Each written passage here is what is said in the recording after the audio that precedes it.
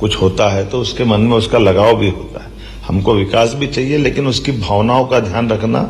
ऐसे में हमारे पास कोई तकलीफ नहीं है। उदारता के साथ ऐसे कई बड़े अपने राज्य का इतिहास है कि हमने बड़े बड़े प्रोजेक्ट पूरे किए, तो सारे प्रोजेक्ट पूरे होंगे। इसमें दोबारा कोई ऐसी बात नहीं आना चाहिए कि कोई इसके कारण से, तो इसका समयबद्ध तरीके से अंदर तक जाकर के बीमारी की जड़ तक चले जाओ और अंदर से संवेदनशीलता की जरूरत हो तो वहां तक घुस करके हमारे नेटवर्क से ही सारे विषय खत्म हो जाना चाहिए।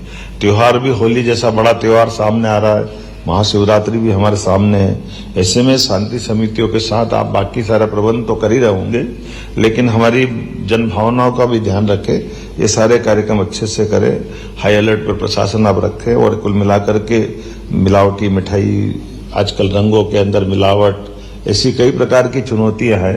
हमारे द्वारा भी अच्छे आदर्श भी, अब जैसे हम जब प्रदर्शनी में जाते हैं तो आप गुलाल और ये कई प्रकार के केमिकल मुक्त सब प्रकार की चीजें दिखाते हैं, तो उसकी होली भी तो करवा के बताओ कैसे हो रही। आदर्श होली अच्छे से हो, कहाँ लोगों को कष्ट कम हो, मूल भावना सामाजिक समरसता की दिखे, सब आनंद के साथ निर्विघ्न रूप से, कोई जगह एक बार भी कोई झंझट नहीं हुई और खूब आनंद से संपन्न हो गए, ऐसा भी तो लगना चाहिए।